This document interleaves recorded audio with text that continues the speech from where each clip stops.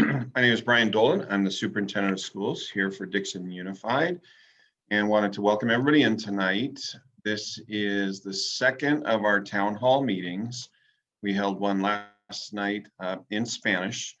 Tonight's meeting is in English only, so we won't be providing any translation services. And tonight's meeting is also intended to focus on questions, concerns, input from elementary aged families. So families that are with those grades TK through 5. On Thursday evening, we will have the secondary evening, so that we'll have conversation around 6th through 12th grade, including alternative education programs. So tonight focused on elementary. So just a little bit of setting the stage for us here before we get into a lot of the details. Hopefully you all read the information that I post every Friday. It goes out in the form of email, as long as you have an email address on file with us. And if you don't, please do add that. Make sure that we've got that. It's becoming a more and more important way for us to communicate with you, obviously, in this day and age. So it goes out there. It also goes on our district website, dixonusd.org. And we also post it out on our Facebook page. And that's another pretty convenient way if you happen to be a Facebooker. I've got 3 Facebook friends who all have or had the last same name as me at one point in time. So not my cup of tea, but it is handy at least to get information. So tonight's purpose is to listen to you and to answer your questions. We have the big issue ahead of us at this point in time with regards to the physical return of school, the in-person return of school for our students. And at last week's governing board meeting, and then again in the update that I put out on Friday, laid out some of the areas that we are most focused on right now. And by no means does this cover every detail, but it does give you a broad enough sense to know kind of where we are, what we're thinking now, what is going on in terms of some of our early conversation here, and some of the direction that you might be able to anticipate, right? So that said, I am going to actually put the document up that I used last Friday, and just going to use that to walk us through the conversation tonight. So what I'd like to do is go all the way through this and make sure that I touch on enough details to help inform the conversation, and then we'll open it up wide open for your questions, comments, concerns. I did want to point out real quickly before I get started, our board governing board has spent a lot of time listening to people through this whole process, really beginning in April. And through the summer, as we dealt with the question of distance learning or hybrid, or what we were going to do. And then we had a lot of work to do with our teachers and union over what their return to work was going to look like. And so they've taken a huge amount of input and spent a lot of time at our meetings, giving everybody who wanted the chance to speak. I know I saw our board president in the meeting tonight. That's Luke Foster. He is here to listen, wants to hear what you folks are thinking. So thanks, Luke, for joining us again tonight. He was with us last night as well. Yeah, and Brian, if I could just say thank Sure. you to everyone for coming, and please don't be shy about letting us know your concerns and thoughts, because it's very important to us. We want to know how all the families that these decisions are going to impact feel about these things. So Great. thank you. Thank you, Luke. All right, so I had this little blurb at the start of this update from last week, and I won't belabor this too much. I think we've all become familiar with the purple, red, orange, yellow tiers that are in place for the reopening, the criteria around reopening not just schools, but the businesses and other activities of life out there. So Solano County did move from the purple tier to the red tier a couple weeks ago. And at this point in time, we are now eligible, I think it was as of today, actually, we are now eligible to have a physical return to school, in-person return to school. I don't know of any of the public school districts in Solano County that are quite ready to do this yet. There may be some of the private schools and perhaps some of the smaller charter schools. So if you do hear about other people who are already in person in the county, that could have happened because of a waiver process that they completed before, or they could be one of these smaller places that just can move more quickly than we can. I think last week I saw it out on Facebook, just somebody talking about Vacaville was opening the next week or something like that. And I had actually just had a phone conversation with the Vacaville superintendent about a half hour before that post went up. So, wow, I wonder if Jane knows. So if you want one, I'll say the most reliable source of information, it's us.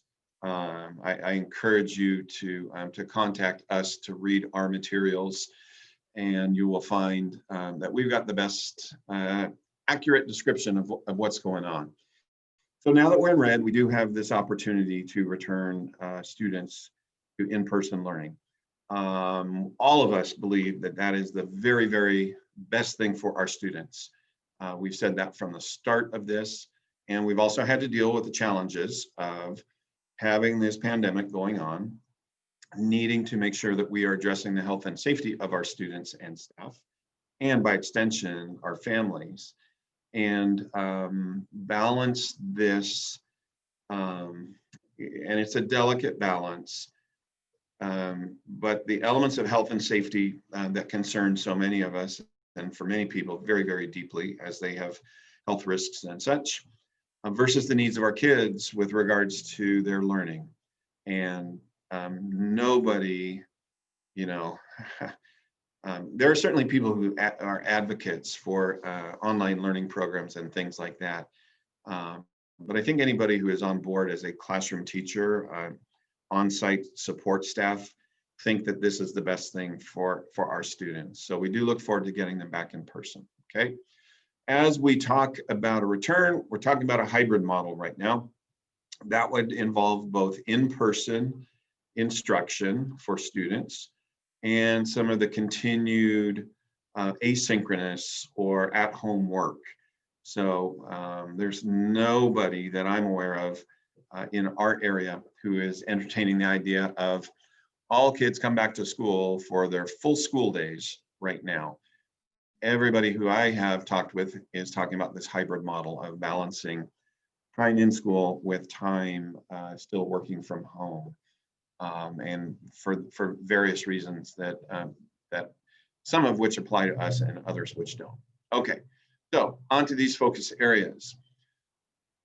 It should go without saying, but I'm going to say it again, and I'm going to say it repeatedly tonight as we talk about a potential hybrid model kicking off here in Dixon. Health and safety is absolutely the beginning point, the middle point, and really the end point of the conversation.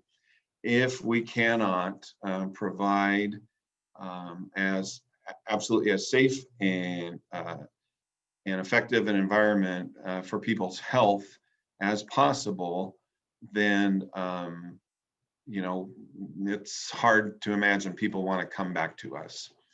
So, you know, we've, for those who might not be aware, our staff returned to work in person for the start of the school year. And after a 4-week period of time, they had the chance to work remotely if that was what they would like to do. So currently about 60% of our teachers, our certificated staff, that includes the counselors and school psychologists and such, are working in person on our campuses every day. So about 40% are working from home, and almost all of our classified employees, so those are our support staff, um, office staff, food service, custodians, even our playground folks, right now they are all working in person. They just, as of a couple of days ago, got some flexibility about the possibility of working remotely as well. So in terms of safety practices and protocols, we're already implementing those addressed to our staff. And we know that if we're returning our students onto the campuses, that what we're doing has to become even more effective. And there are additional steps that we have to consider adding in to our safety practices and protocols. So my intent isn't right now to run through all of those, other than to let you know that we certainly recognize the need, the interest, concern about having additional protocols or practices in place. So I'll let you ask questions about that after I run through this. So we have elementary parents here with us tonight. And especially if you have a younger student, this applies to you, but certainly for any parent who we decide to bring back first will certainly matter for your family. So our initial focus is on our early grades, TK through second grade. And we absolutely believe that every one of our kids should be back in person as long as that fits for their family. I'll touch on that a little bit later. But our students, and I'm going to talk to you about three groups of them. This first one is our youngest students.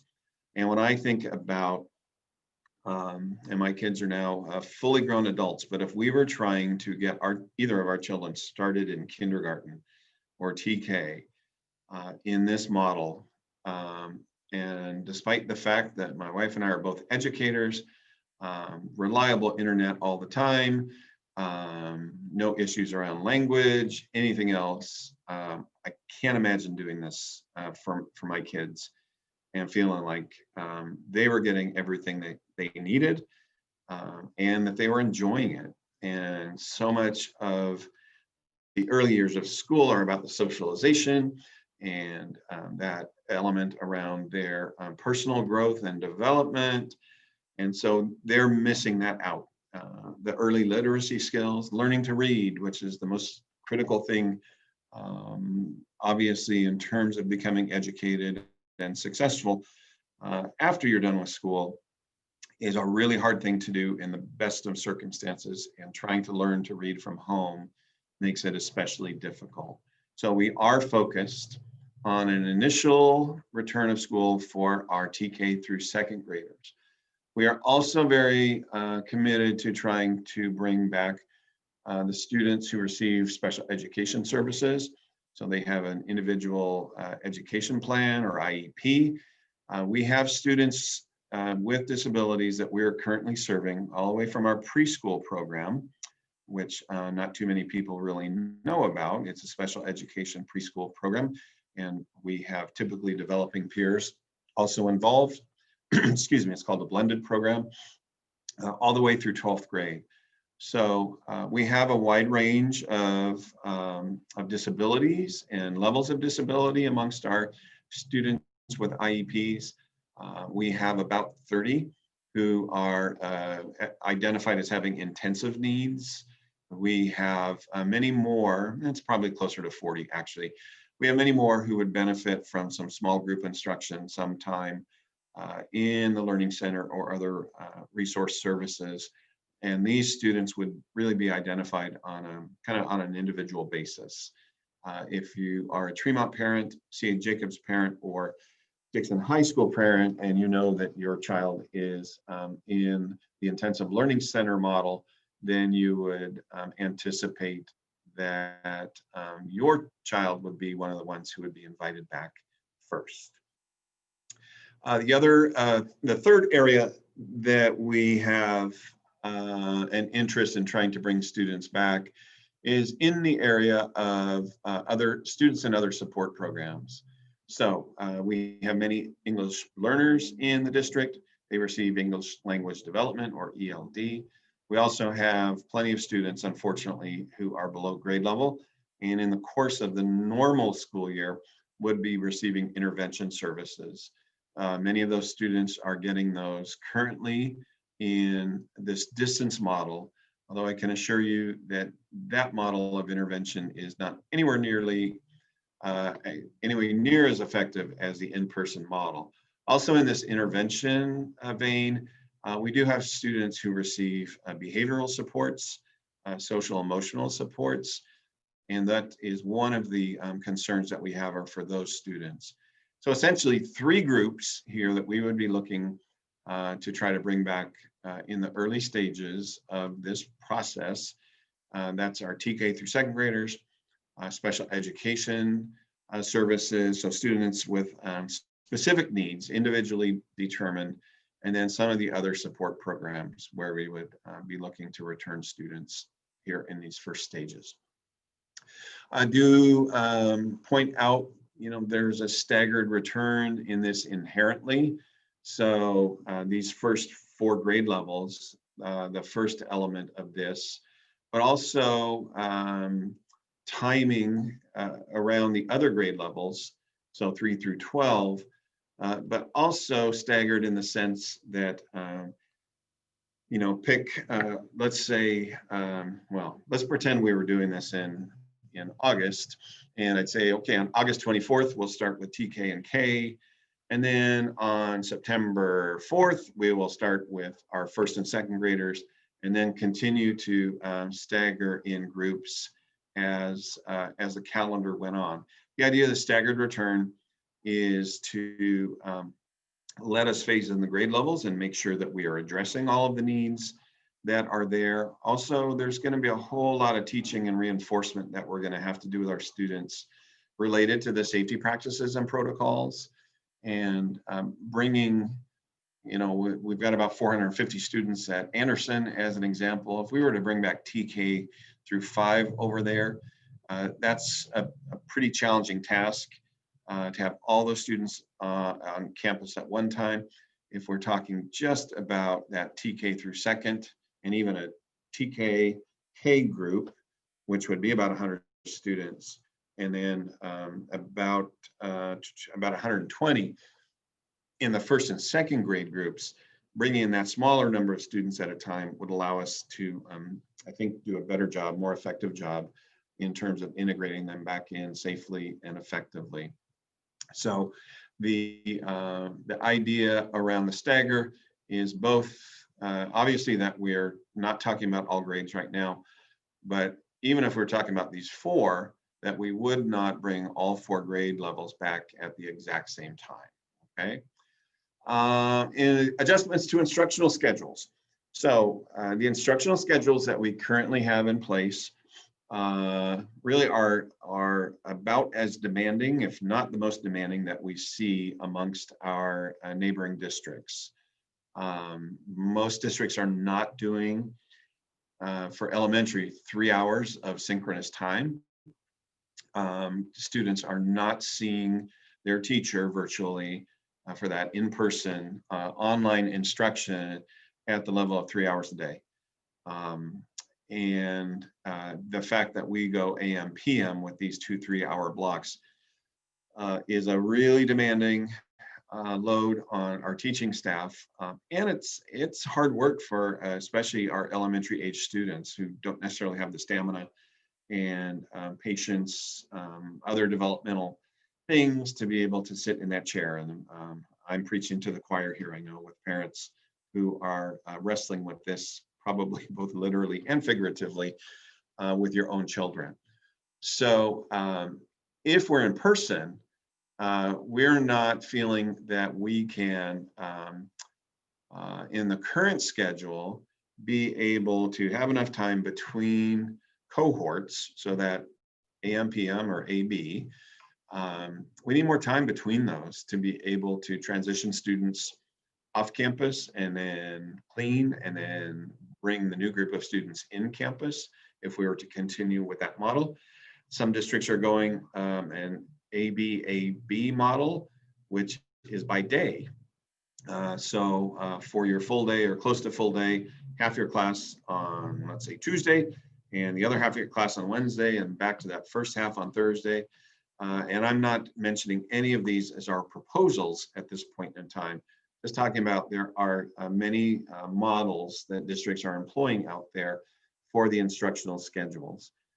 We just don't think that we can effectively run our program in our current schedule. And so we've begun discussions with our teachers union around this, and talking with our administrative folks. There's some surveying that's going to go out to our staff here in the very near future as well that we've been working on. So you can anticipate that there would be changes to our current schedules to adjust to the in-person program. Okay. Parent choice. So we said this way back in the summertime when we were talking about potential hybrid back in July, or going all distance learning. And at that point in time, we said we would give parents a choice if they wanted to have their child in distance learning or in hybrid or in-person program. So we have to continue to do that. We know that there's many families, for a variety of reasons, and for most, it's probably that health and safety concern first, but many families who aren't ready to have their children return to school yet. So we do believe that we need to give that opportunity for parents to opt into a distance learning program if in fact we do go to the hybrid model. Now that's a complicated thing in many, many ways. And the example I'll try to give you is, let's say I've got first grade at Gretchen Higgins that has 3 classrooms, and each of those classrooms, this is all the theoretical, has 24 students. Our ratio for elementary, the primary grades, is 24 students to 1 teacher. So I got 3 classrooms at 24, right on the nose. So that's a total of 72 students. And let's say of those 72 students, when we ask, would you like to take the distance learning model instead of the hybrid in person? Let's say that 12 of those families say, I'd like my child to go in distance learning. So now I'm dealing with some different numbers. And if I just divide them kind of based on just kind of the most logical approach. So I take 12 out of my 72, so that leaves me with 60. So with 2 other teachers, if I assume 1 teacher is going to do all that distance learning, I'm talking about 2 classrooms of 30 students. And that doesn't work for us in any regard for those primary grade levels. Our contract and the state funding requirements say 24-1. So we will have to, if we go down this road, have to do some staffing adjustments. And that could result in children having a different teacher and or teachers having different students. And that idea does not warm anybody's heart.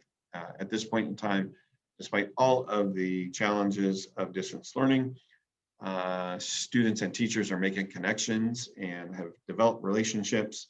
So this is one of the complications that we could face, are likely to face to some degree.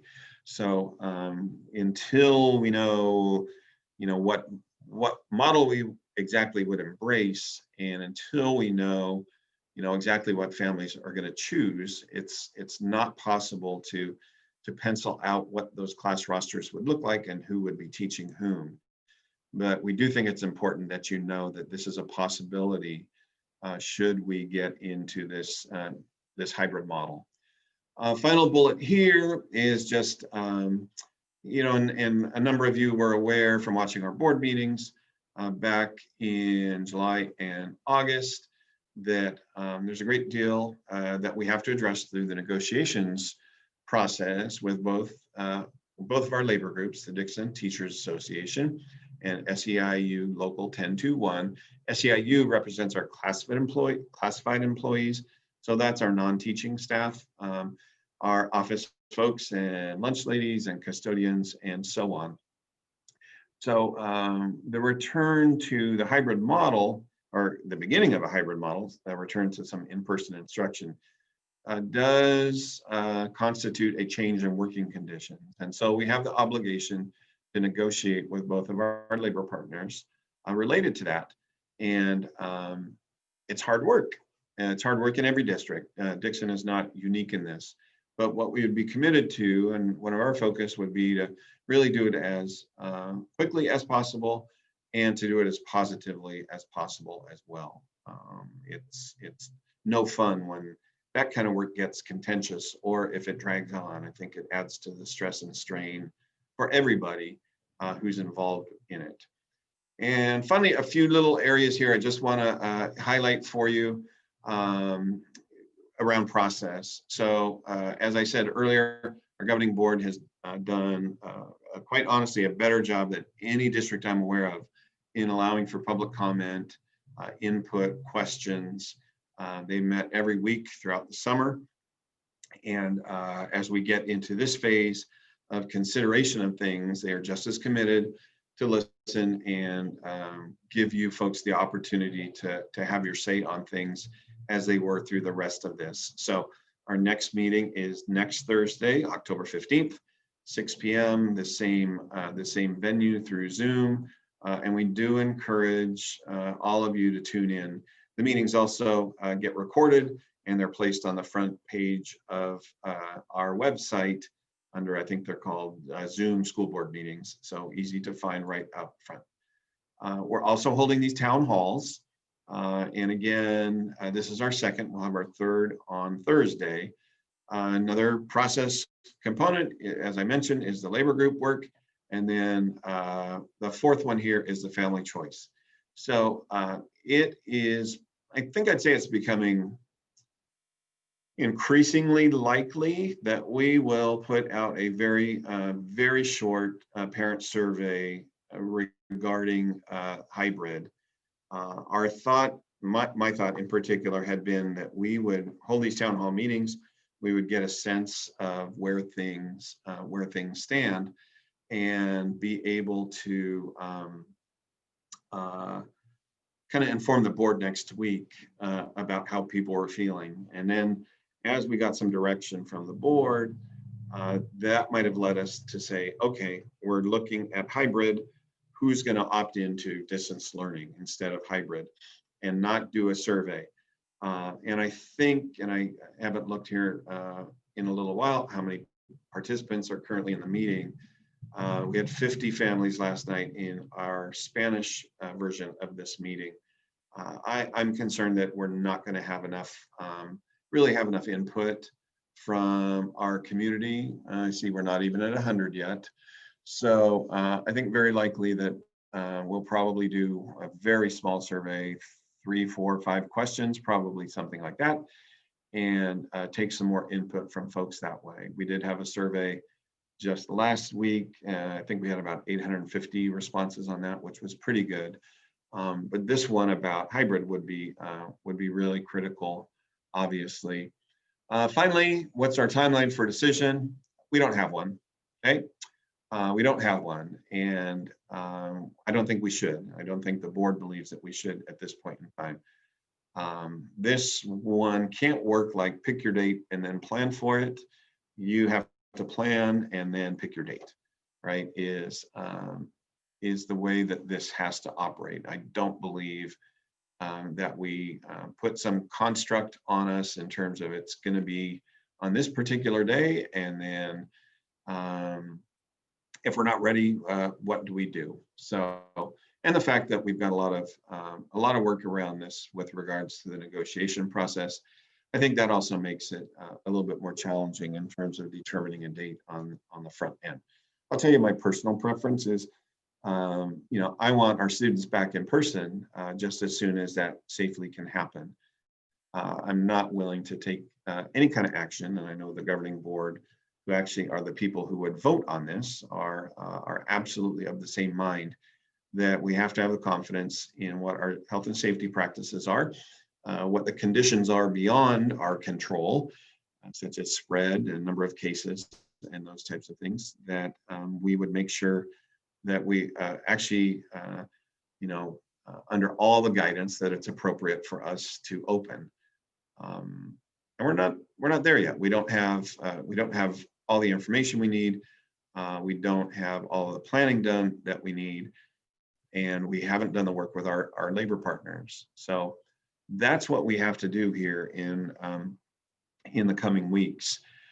So what I want to do now is just absolutely kick it wide open for anyone to participate with your questions, your comments.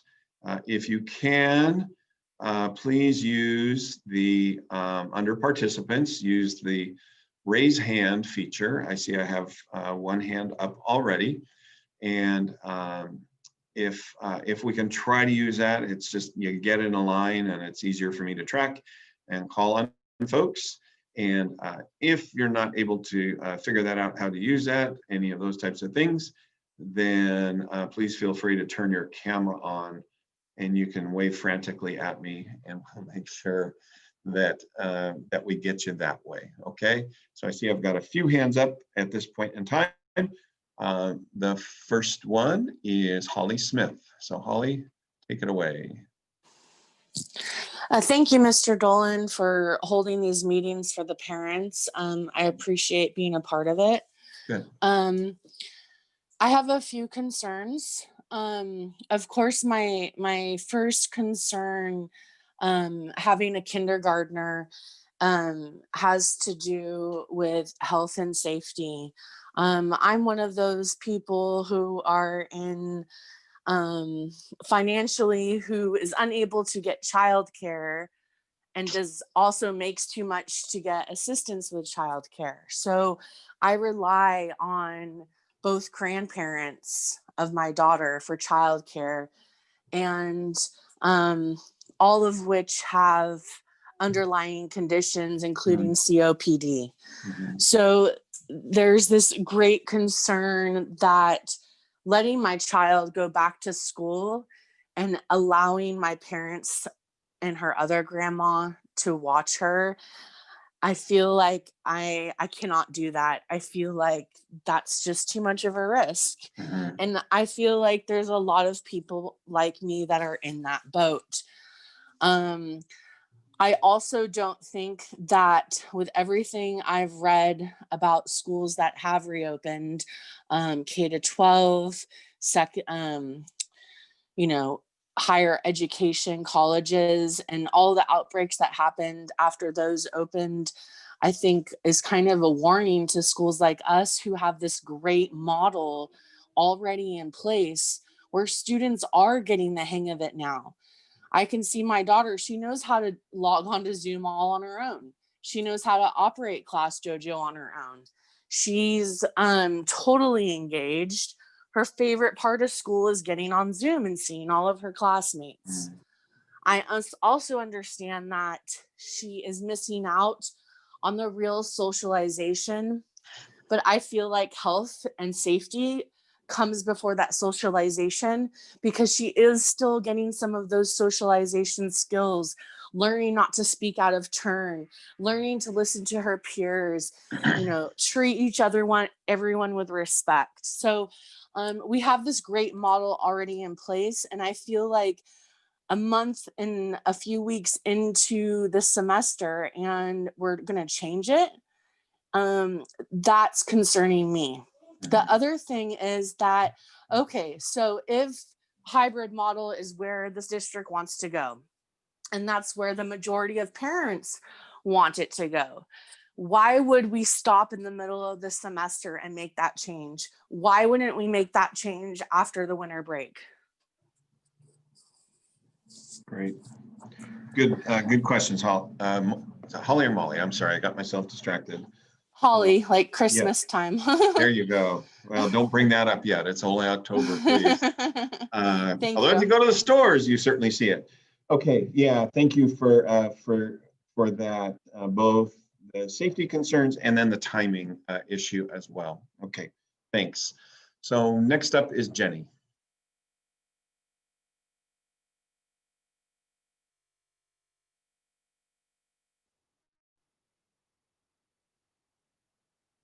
You out there, Jenny? Yeah, sorry, forgot how to unmute. No worries. And also my family was trying to talk to me at the same time. Go figure. Yeah, I just had a question if You know, second graders go back before, I have a second grader and a fifth grader. So if Mm. second graders go back before fifth graders, and you're talking now about the AM PM model possibly changing and not working, is everybody's schedule going to change at the same time? So even if I have a second grader that's back first before my fifth grader, are their schedules still kind of going to match? I'm really confused that you said the AMP model won't work, because I thought the whole reason that we did that was so it would be easy to transition to hybrid. Otherwise, I feel like the teachers could have been just doing 1 3-hour Zoom instead of 2, like this whole time, and this is just a waste of their time. I don't know. I'm confused. No, yeah, thanks. And I'll try to clarify a little bit, Jenny. Thank you. The so we really didn't know what would work and not work with our schedule and such until we started doing it, right? And I think everybody can understand that on the surface level. And then, of course, we start those, whether we're talking about students and families or staff, we start that schedule and then we kind of get used to it and into the groove. And then we're dealing with a change to it can pose some unexpected challenges. So one of the complications that you certainly touched on here is within the elementary school setting, you've got younger students who would have the access to in person, and we might need to have a different schedule to accommodate that. And then let's say your fifth grader who wouldn't have the in-person option yet, and do we maintain the schedule for those third, fourth, and fifth graders? Quite honestly, at this stage, because we don't have the direction, a decision about hybrid, that's the kind of work that we're doing right now, is toying with these different schedules. Some of the challenges that we're seeing in the instructional schedules right now is that we don't have enough time. I was working with a principal last week over at their site and watching some classrooms with her and things like that. And we started talking about the instructional schedule, and there's right now there's not really enough time for language arts instruction in most of the grade levels because of how things are organized. Through nobody's fault. It's just with all the demands on time. And so part of our interest in looking at instructional schedules here in the short term is not only about the hybrid, but it's about making sure we're maximizing time in the right areas and such. So we certainly understand that turning over to new schedules for any students is going to be a challenge. But if it's for everybody, that's going to layer, and families now who've had two children in AM, and now that dynamic might change for one reason or another. That's going to pose some real hardships for families that we're mindful of and that we would certainly try to avoid. Yeah, it's a really good issue to surface, and it is on our radar. And like I say, we are playing with that type of issue right now, but until we have again, some real clear direction of, nope, we're really going to do hybrid, because I promise you at this point in time, we do not have a decision. We do not have a direction. If you ask me tonight, what's my recommendation? My only one would be, we got to take some more time to listen and talk to people and do some more planning. So concern noted. Thank you for sharing it. Megan Cornwell.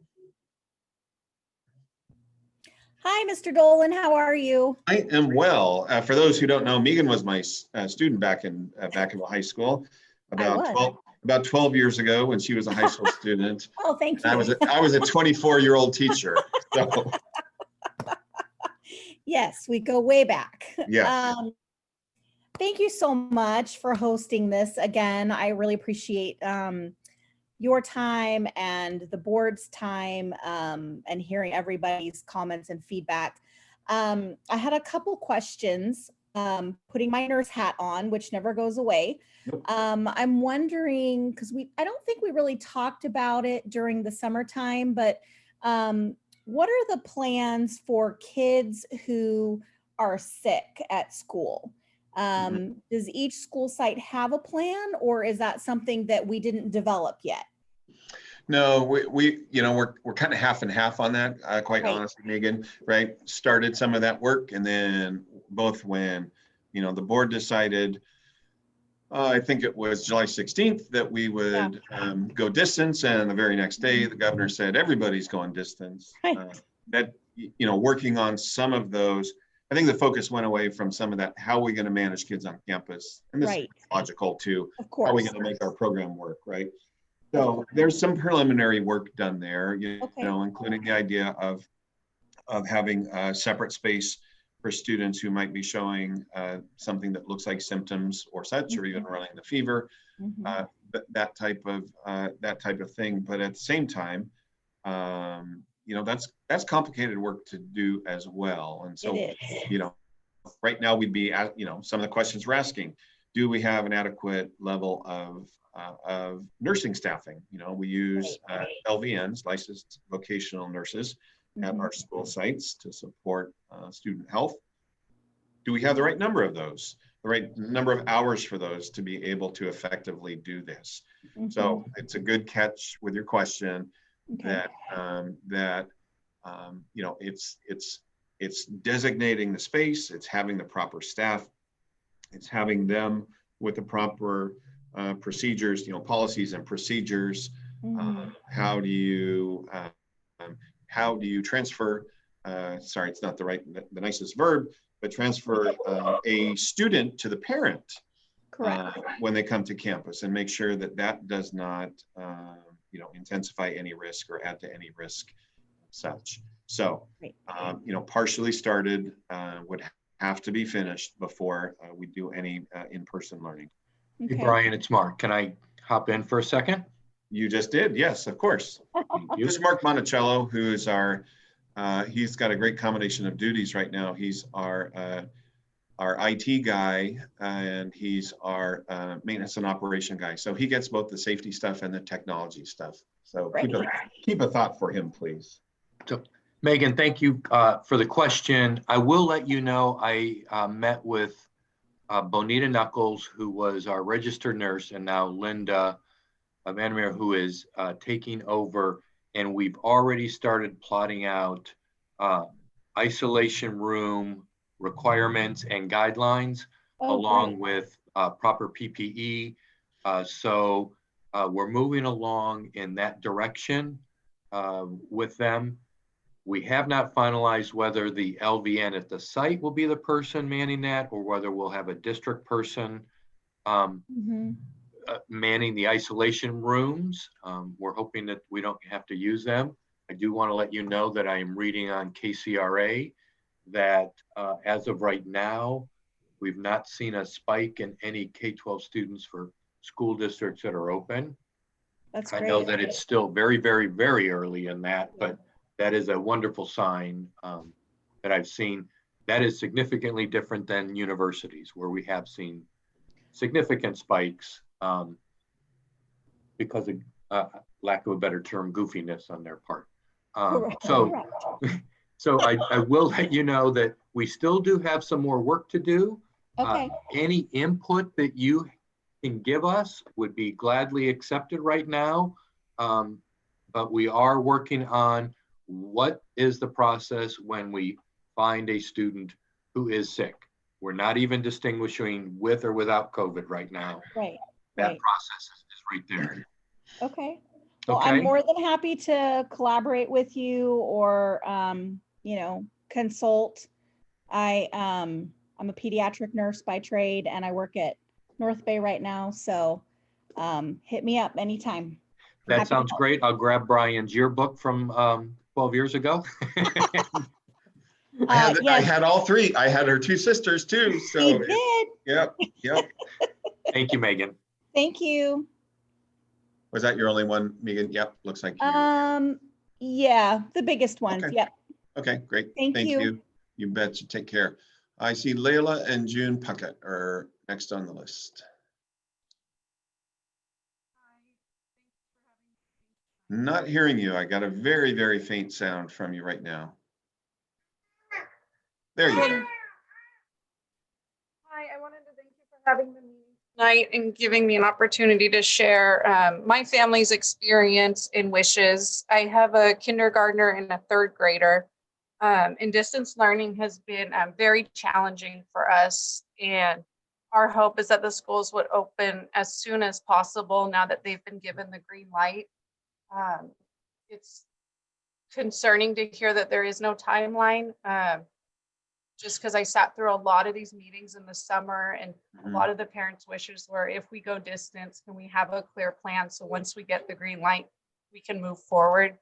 I think it's time sensitive. I think every day we're doing distance learning. My children are getting set back. Their love of learning is diminishing. They're getting behind. So I just wanted to make my opinion known, and our family experience is it is time sensitive for us, for the schools to open back up now that they have been given the green light. Oh, and one other question. Please. Has the negotiations already started, knowing that it's going to, they have, okay. Yes, yes. Yeah, and just to you give me the chance to highlight a couple things.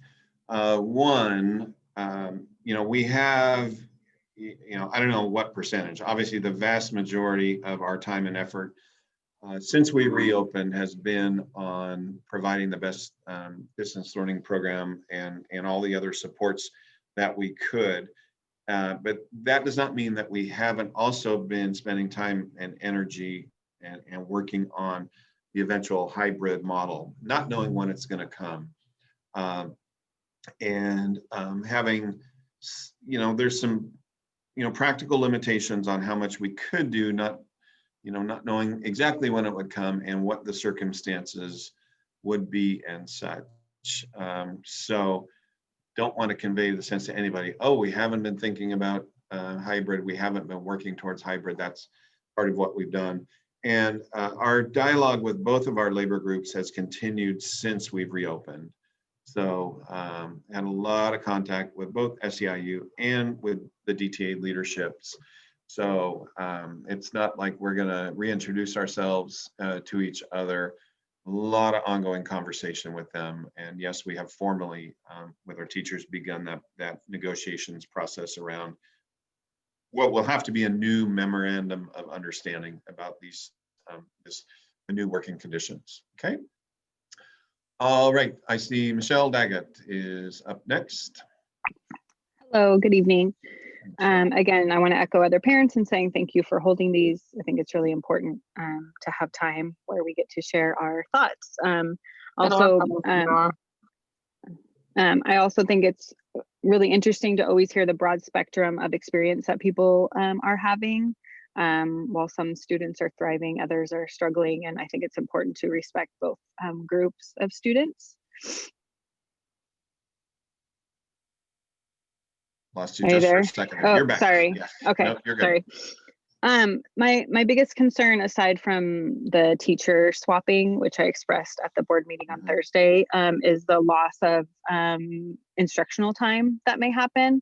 I know Travis Unified, I have family and friends in that district, and I believe they are going, their instructional time is being reduced significantly in the model they presented. Right now they go 5 days a week, 4 hours for elementary. Their in-person would be 1 day a week and then 30 minutes or less the other days. And that's terrifying. I mean, they're going 20 hours of instruction to 6. And I don't know how that's better. And I'm a huge go back to school person, but that makes me really sad to think that students would be on their own that much and not get that time to practice, waiting your turn to speak and learning to sit still, because even if you're on a computer in a classroom, you still need to sit and pay attention. So they're still learning all those skills sitting at a computer. So that's my concern is, the teacher swapping and then the potential loss of instructional time when it's already half of what they would be normally getting if school was normal these days. Yeah. So. Okay. Yeah. And just to comment briefly on the instructional time piece. So hybrid doesn't change the requirement that students have 4 hours of instructional time per day. And so what Michelle is describing would really result in more asynchronous work to complete than is currently the case, right? So right now for elementary, we've got our 3 hours of synchronous, our 1 hour of async, and what she talked about is would impose a lot more independent work time on students by reducing that in-person time. So I understand your concern there. I haven't talked to my friends in Travis in about a week regarding, we do a lot of comparison and a lot of collaboration across the districts, but that one sounds like a big shift. I'm not interested in seeing that kind of reduction there at all, no. Okay. Oh, and just on that note, sorry, just thinking about, I know not schools in our county, no schools have gone back, no districts have gone back, but I know there are districts in Northern California that have gone back, Yes. like Rockland. And I'm just wondering if there's a potential to reach out, to them to see what they're doing. Just sharing is caring. So getting information on what they've done. Yes, anybody who is involved in education knows that a great deal of your success is based on what you steal from other people, right? And so, yes, we have identified a number of school districts, and some of this you can just grab off the web, but getting people's safety plans, especially trying to look for some districts that are about our size, because doing this in an Elk Grove is a very different thing than doing it in a Dixon, right? So yes, we are pooling resources within the county, but then also to making sure we're coordinated to the degree possible, but then also pulling from other districts who are a little further ahead. Napa, for example, all the districts in Napa County are opening on October 26th, right? So that's a place where we're tapping into some of our connections and pulling things online. And I'd point out, when you hear October 26th and say, wow, that's so soon, how are they pulling that off? Napa County actually went into the red on August 31st. So it is about 2 months from when they went into red till when they're reopening, just to give you a sense of time over there, folks, that nobody is just kind of flipping the switch and pulling this off. So it's not, yeah, we're not unique in this taking a little while is what I would share. So anyway, thanks, Michelle. Thank you. Take care. I see Jessica White is up next. Hi, Mr. Dolan. Good evening. Good evening. I'm here with my sister, Melissa Habishaw, as well. Again, former students, just if you're keeping score at home. Yes.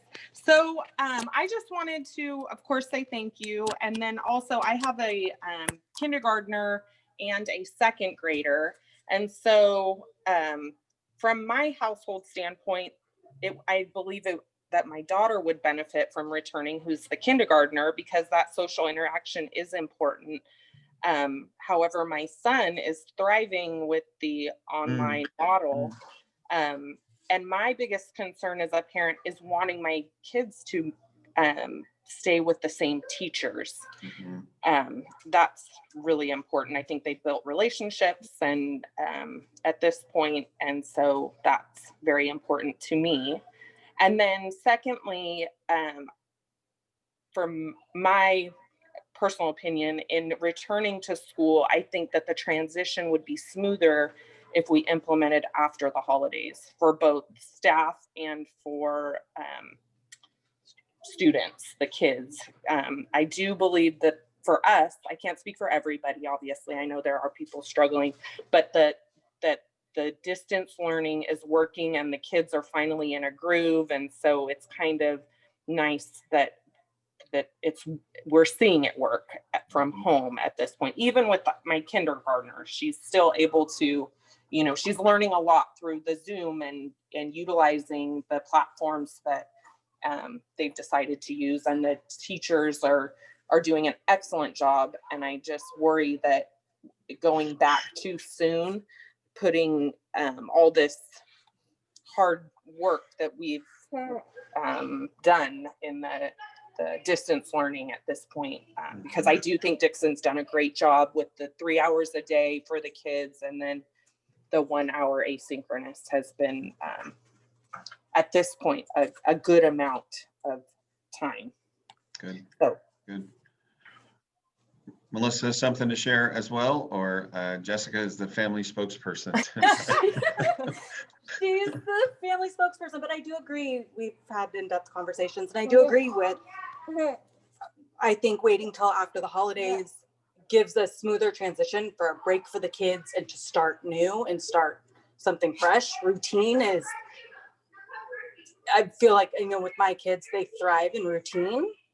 And so disrupting that and then possibly having to close back down again if there's another outbreak, having that kind of break from school and then a fresh start coming back for the second semester. Great. Okay. Thank you both. Thank Say you. hi to the rest of the family for me. Will do. You do the Yes. same. All righty.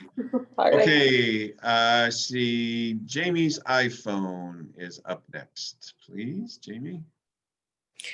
Hello, Mr. Dolan. Thank you for You're always taking the time to keep us informed. And, you know, I want to echo the statements, thanking your time and, you know, also the board and, you know, all of your efforts with all of this stuff.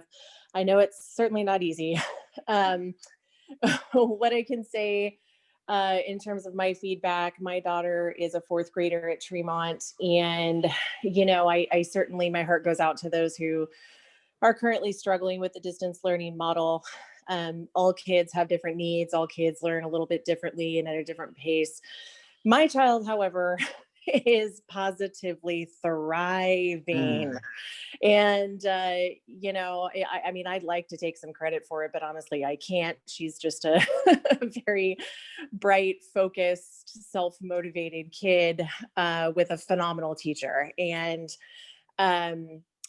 with us being a family with some of those that are in a higher risk population, we would not be in a position to send her back even in a hybrid model. So we would have to keep her in the distance learning. But I got to tell you, you know, and I mean, I know my kid takes to school like a duck to water, but, you know, having her just switch up a routine, whether it be a month from now or, you know, even 2 months from now. I mean, I really think it's, you guys are really smart in taking your time and coming up with a solution that's going to be safe for everybody. And, you know, if we have an opportunity to learn from some of the missteps and maybe, you know, misfortunes of some of the other school districts who, you know, did what they were going to do for the you know, for the best of reasons at heart, and it didn't work out,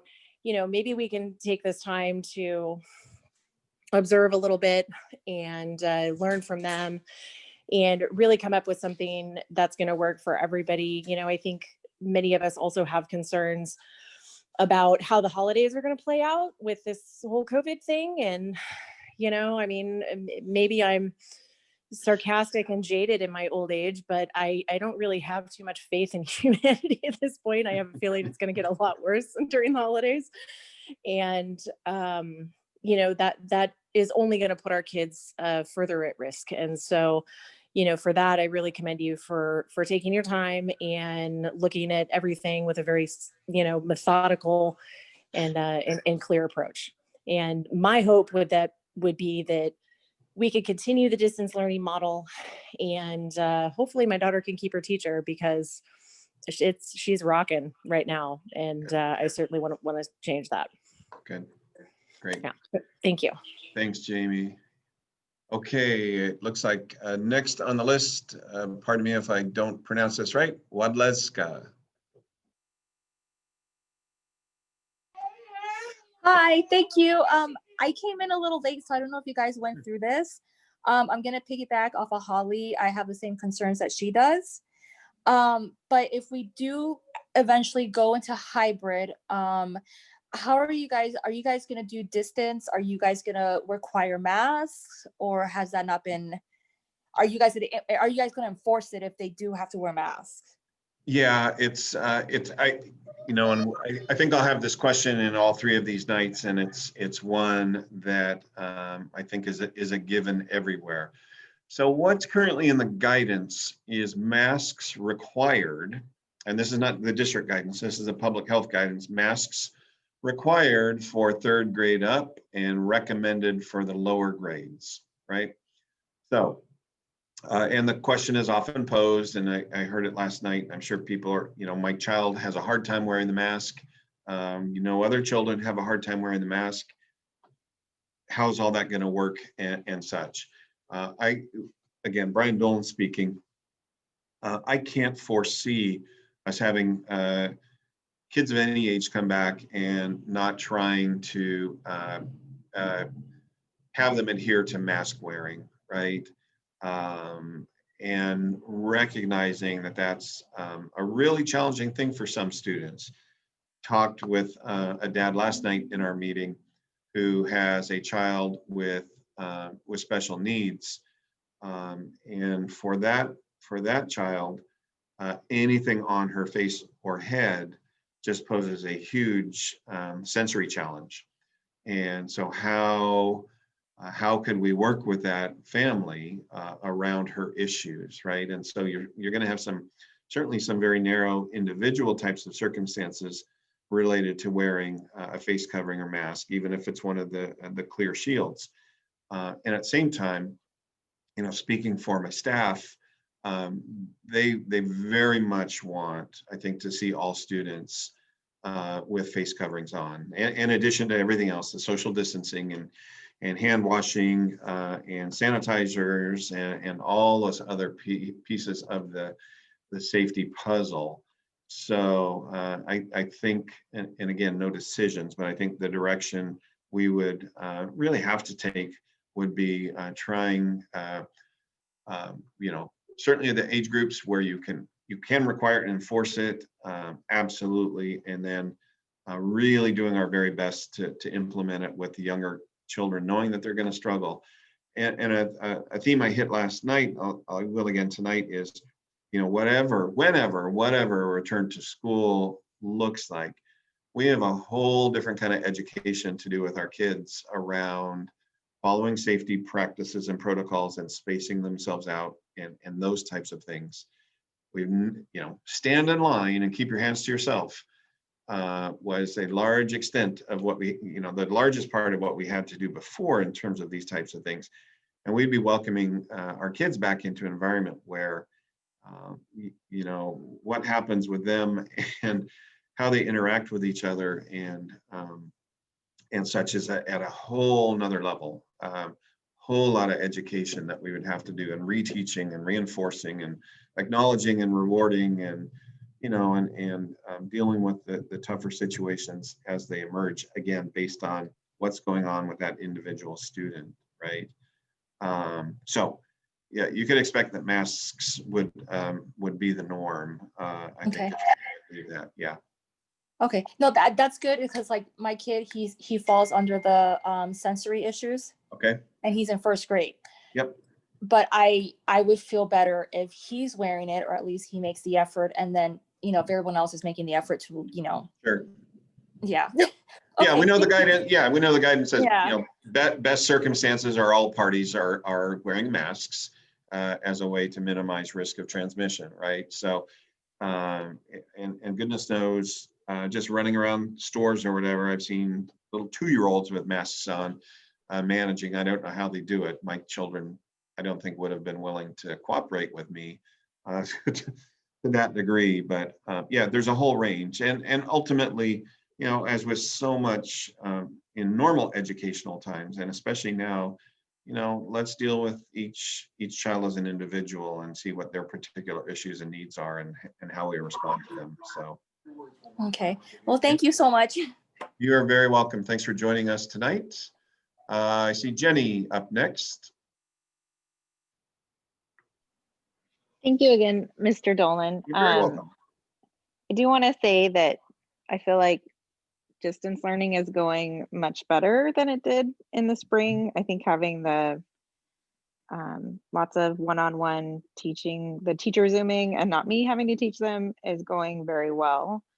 I do feel like I want my kids back originally as soon as possible back in the classroom, but if they're going to have to change teachers and change schedules, I feel also that that might be better to wait until the end of after the holidays when they go back anyways, if there's going to be a bunch of change. Do you have a timeline on when a survey will go out regarding hybrid learning and parents being able to answer all these questions and getting a bigger sample size besides Sure. this meeting? Yeah.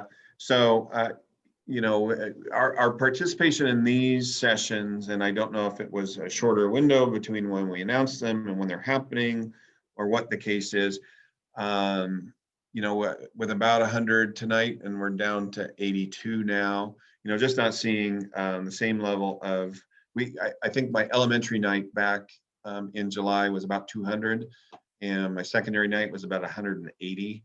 And our Spanish evening was about 80, and last night that was 50. So our levels of participation are way down. So I would anticipate either cranking a survey out on, we'll be working on the handful of questions, either Friday or Tuesday. Monday is a local holiday. So we need the information absolutely as quickly as we can. So again, with tonight's numbers, you know, I'm sold on the fact that we need to survey, and so you could there's a good chance that'll go out Friday morning. Quite honestly, we need to hear from more people. I really appreciate everybody here tonight and the chance to both inform and get some of your ideas and questions. But this isn't enough of a sample of the district really to make me comfortable on direction. So. I have one more question, sorry. Please, no apologies. Okay, I think when the governor went to the tier system, he mentioned that teachers will get surveillance testing.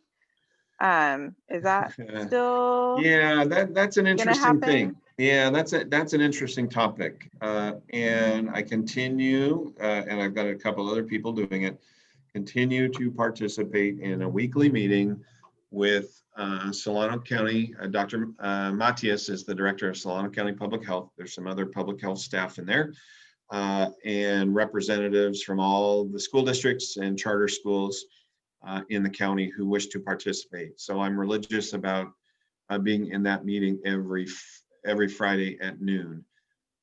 Surveillance testing is something that I ask about almost every week. Because it remains unclear what is really expected of us. And for those who don't know the term, surveillance testing basically means you would test people from your site, let's say from your campus, periodically to see if there are any positive cases out there. So it's not kind of driven by exposure. Not driven by you know, any kind of data of other cases on the campus. It's really just kind of watching people. The idea of surveillance is watching, right? So there's nothing concrete in what that would have to look like, and that concerns me. And one of the pieces that we're looking at, as you know, the question earlier, are we seeing what other people have been doing? Yeah, surveillance testing is one of the components that we're really interested in learning more about. On Friday, Dr. Matias reported that in Napa County, public health is actually partnering with the school districts. I don't know if it's entirely or at least primarily to provide the surveillance testing mechanisms. We don't have any hope of that happening here in Solano County. So I'd feel a lot more comfortable about surveillance testing if the county were driving it. You know, you're seeing, you know, LA Unified took on its own testing program. I think they're having some challenges with it. Other districts, larger districts, are taking on their own testing programs. Dixon Unified can't do that. We don't have the staff, don't have the resources, and understand also the testing materials for us wouldn't be available the same way. So that idea of surveillance testing is one that's very much on my radar. I haven't heard adequate explanation of it now. And whatever our requirement would be, we have to make sure that we can meet it if we were to reopen. So you would hear more about that one, and especially staff. This is primarily a staff issue. You wouldn't do surveillance testing on children, on students. So it's one that we will certainly have a lot of conversation with our labor groups as we're at the table talking with them. Okay, thanks. You're very welcome. Thank you. Betsy Clackham is up next. Okay, give me just a second. I'll start my video. So I will reiterate because I know a lot of the parents that are on now weren't on the board meeting the other night. So I'll reiterate what I said about the masks. I completely support the wearing of masks in school. I see little kids doing it. My children know it's my minimum expectation when they go somewhere public, they wear their masks. We've never had to fight about it, mainly because we practiced it in small spurts. They're able to do it when they play with their friends outside in the park. They know it's the ticket. They know before they leave the door. In fact, sometimes when they go pick up lunch at school or go visit their friends, they come back on their own to get their mask because they realize they forgot it. I have a friend up in far Northern California whose son sat right next to another boy who tested positive for COVID. This boy's entire family had tested positive for COVID and his mother still sent him to school. I would beg of all the parents out there that if you personally don't feel well, even if you just think it's allergies, then please don't send your child to school. I would say if your child doesn't feel well, it's okay. Call the office and say, we need to do this one at home today. Because my friend's son, he's an older kid, he's in high school. He did a great job. He wears his mask, no problem. The kid next to him, well, his mother was not very responsible. This kid was responsible. This 14-year-old kid wore his mask in class. He wore it properly, and he didn't infect the kids around him. Good news is, my friend and her 2 children quarantined for 2 weeks. Nobody tested positive, and her kids get to go back to school now. And that's really what I would like to see. I would like to see us all as parents getting together and saying, we can do this. We absolutely want it. If we can make it work to get the kids back to school, especially because some of them would really like to be there. And I think that that's our responsibility as parents, to support our children, to support our teachers, and to make sure that our kids get a chance to practice. Let them practice. Let them do something fun. Take them somewhere they want to go and get them ice cream and say, you know what? You want to pick your ice cream flavor? That's how you go into the store. Make it a positive, good thing. I know a lot of the parents on the video tonight, I've taught your kids as a substitute teacher, and every parent that I know who's spoken, I love your kids. They're awesome. And I would like to say, please don't be overly concerned about the switch of teacher. I know it's hard and it's another thing for us to grasp this year, but your kids, especially those kinder kids, they're not upset when I enter the room because they know me, and they know me as somebody who's there to help them as a substitute teacher. My 5th grade child, this entire beginning of the school year, had a substitute. His substitute was not able to teach more than 30 days. He now has a new substitute teacher because his teacher wants to have maternity leave, which I completely support his teacher having maternity leave. There were some glitches today. It wasn't awesome. You know, technology does wacky things, and we've all seen that. But the kids got past it. They got their work done. I heard from some other parents that they noticed there was a problem, but it wasn't as big a dramatic thing as you might normally think it would be. And so I want to say just really nice things about having different teachers. I want to talk about the substitutes. I'm not sure if all the parents realize we as substitutes have had training on technology, and we have done our best to do a good job. And so please don't be overly concerned if your kid needs to maybe switch up teachers partway through the year. I think that they'll be able to do it, and I think they'll still be able to learn. But I really want to reiterate for everybody out there, this is the way we protect our teachers when our kids go back to school. Wearing the mask is how we protect our teachers and our staff. And it's how we do the best thing for our kids to make sure that they actually can have in-person instruction. So I appreciate all the parents that are being supportive of delaying start, maybe until in-person start until later when you have a chance to make a decision. And I'll be done because I know I talked long enough, so I'm sorry about that. You're good. Thank you, Betsy. Okay, seeing Rachel French up next, please. Good afternoon. Can you hear me? Or good evening. Can you hear me okay? Sure can. Yes, thank you. Great. I think first and foremost, I recognize and appreciate for those children who are really thriving in a distance learning model in light of, the pandemic. I think I'd like to speak for those who are truly struggling in a distance learning environment. I have a kindergartner and a third grader.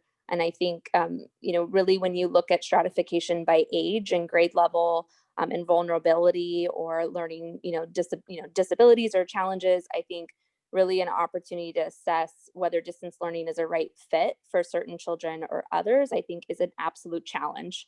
I think that we're all faced with. I don't think there's a perfect answer.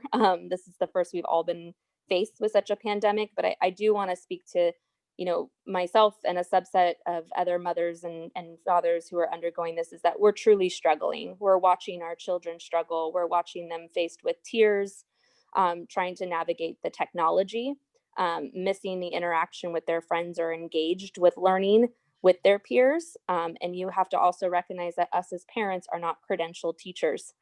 We are not educated, and we look to those educated, credentialed, hardworking teaching staff that are really positioned well to help educate our children. And it's challenging for those who are working full-time parents who are faced with making hard decisions on whether their education of their children and time at home is more important than being able to be financially stable for their families. So I really do appreciate the school district and everything that they've done. I do believe that distance learning is much stronger than it was, but I don't think that's any fault on the district. That's the fault of COVID-19 and not knowing what and how to respond to it. I think in-person learning is necessary and needed. And I think if we all practice appropriate safety and social distancing protocols, we protect our children, we protect our teachers, we come together and we enforce those rules, and we ensure that our students and our teachers follow those rules, I do feel strongly that we could effectively bring our children back. The only question that I have is, how are we capturing kind of the best practices and actual data for those both private schools and public schools that have returned? Even Dr. Mark Galley stated that right now they're not showing much of the data showing that they're seeing infection rates coming from going back to in-person learning, recognizing that we still have a lot of data to capture and trending to do. Yeah. But we aren't seeing much of an outbreak happening in the public school or private school environment, which either means the schools are following effective safety protocols, or we are truly seeing that children are less asymptomatic or less, willing or less of an ability to spread the virus. I just, is there some data capturing or best practices or conversations happening to better put data behind our decision versus your qualitative feedback will vary because we all have different needs. We all have children who thrive in different environments. We all have teachers who have different thoughts and opinions. So there has to be a quantitative component to decision making. So have we researched or have seen any data to help inform our decision making? Yeah, great question. And we have no epidemiologists on staff. So this is where we rely on Solano County Public Health. And I won't speak for Dr. Matias, but I will say that I've heard him on more than one occasion question the validity of data that currently exists and continues to be developed. One of the things I think that you see across the country is the variation on reporting and other elements of response to this pandemic that provide really inconsistent looks at what's happening across the country. And as we are in the early, really pretty the early stages of seeing students return to school in California, which has its own set of approaches, in terms of protocols and policies, and just about everybody looking at hybrid, where in other places it's all kids back. I would say that we're in a data poor, limited data situation right now, quite honestly. And so for us, we are dependent on the experts. And as we continue to hold these weekly meetings and we get closer to the potential hybrid reopening or opening for districts in the area, I know that my colleagues are on the same page as me, as saying, look, we have to be able to answer with numbers to people, regardless of their position. But we have to be able to provide reliable, accurate data to help justify the decisions that we're going to be making. And right now, I would honestly say that we don't have that data in place. So that's part of what leaves me uneasy about the prospect of returning at this point, is because we don't have that kind of information available that we can rely on. I should be in a position of being able to, if you ask me that question, but Mr. Dolan, what about, this number, or, I should be able to answer that before I ask you to send your child back to school. For any of you out there, we should be able, no, it feels right. Yeah, no, that doesn't work in this environment, obviously. So great question. Thanks for the chance to expand on that a little bit. Thank you. And I just wanted to add one last point. I think the mental health component. I think the mental health of not only our children in this young age, and I think I can only speak for the more younger population, since that's kind of in my kind of children's age bracket and group, but there is a strong mental health component. There's anxiety that's being created amongst these children who are really struggling at such a young age to be able to create that level of anxiety and stress, in addition to your household normal day-to-day stress that I know each of us as human beings experience. And with that added stress, it becomes more challenging for our children to cope with. Children should not be stressed and having anxiety about education. Learning should be fun. Learning should be rewarding. Learning can be challenging at times, but there should always be positive attitude, motivation, and empowerment in our children, which I am so blessed and thankful that our teachers in education, that is what they are educated to do. Yep. That is not something all of us as parents have. We all have our own areas of a specialty and expertise. And in most cases, that those parents who are home with their children don't have those skills, don't have those strategies in their tool belt to apply, and their children are suffering. And I think us as parents can sacrifice only so much, but to watch the mental health component decline in our children is very challenging to not only observe, but to see your own child and then other families who are struggling as well. So I completely understand that this is not, like I said, there's not a perfect solution, but I just wanted to hopefully share that there is a whole subset of children and families who struggle, and then there's the subset that are thriving, and we want to acknowledge both, and try to acknowledge the needs of both. Yeah, thanks so much. And thanks for touching on the mental health component of this. Right, we've been on a horrible trend with our youth in this country for some time now, with more and more depression and anxiety developing, evidencing itself in them, and this isolation and all the challenges of this pandemic, of kids being home and not having the interaction and everything else. Has had a very, very concerning effect on so many kids, and obviously families as well. And while just want to touch on this, the mental health thing here is really important to me and to us as a district. We're investing a lot of resources in this area. If we told students tomorrow, hey, you get to go back to school next week, and they were excited about it, and then they're going to go to school and they're going to feel more feelings about school, and different kind of feelings about school than they've ever felt before. And so that social emotional mental health component of returning to school will be huge, huge. And we're really, whenever that time comes, we're really going to have to do a super job with, that health and safety piece first, but making kids feel welcome and comfortable and safe in terms of that, just being in the environment, but masks and sanitizers aside, it's going to have been a long time. Kids will have been away from that for a long time. And so the transition back is going to really take, I think, some really thoughtful, careful work on our part to support kids there with that social emotional realm. So thanks for bringing that up, and you spoke really eloquently on that one for us. Thanks. Sarah Adrian Torres.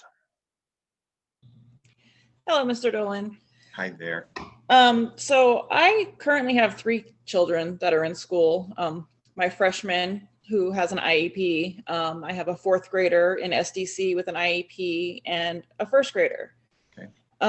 My concern is, obviously with special ed, my 2 boys are struggling with distance learning.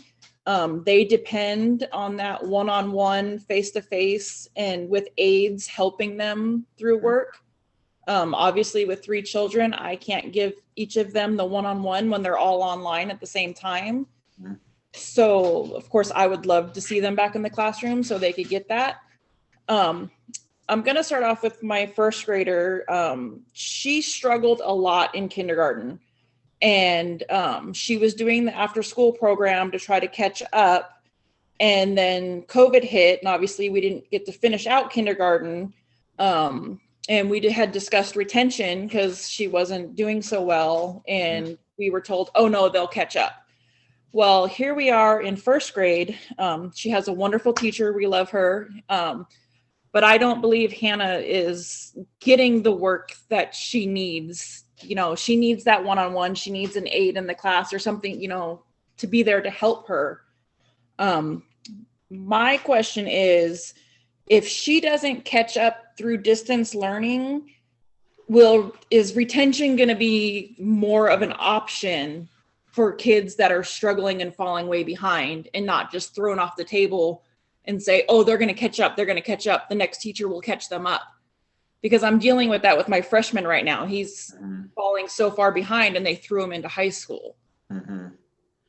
So will retention be more on the table for the kids that are falling so far behind? Yeah, that's first off, I think you're addressing issues that are in the minds of a lot of parents, and it's not necessarily very easy to relay some of these challenges when it's about your own children. So thank you for kind of stepping out here a little bit and putting these situations for your own kiddos out here. I think it helps other people significantly when they know this. They're not alone, perhaps, in this kind of worry about their children. So we have no idea what the growth in gaps for learning and development are going to be in the end with this for kids. But I think, most kids are certainly going to have identifiable gaps. And then for some students, they're going to be really significant, and I think our operating premise at this point in time is that the students for whom there were large gaps prior to this, those gaps will be larger proportionally to the increase of gaps for other students. I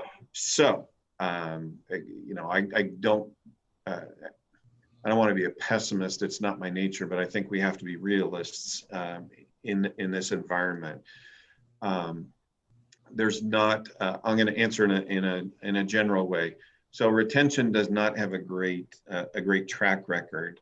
But what I will say right now is that we're dealing with a never before seen scenario, and I think the conversations that we need to have with families about their children who are struggling have to take they have to reach a different level and have to address a really, really broad range of concerns. And one of the difficulties that we're going to have in doing that is, parent conferences are several weeks away. And typically before parent conferences in the elementary setting, there's a whole bunch of assessments of students that gets done that drive what that report card looks like and drive the conversation at that parent conference.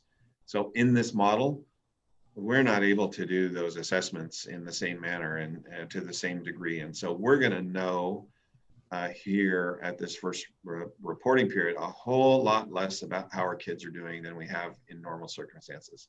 That scares the heck out of me. And I know we've got a lot of teachers listening in this meeting as well. And I know it scares a bunch of them. Questions about how am I even going to grade a student or complete that report card when we have so much less data about them.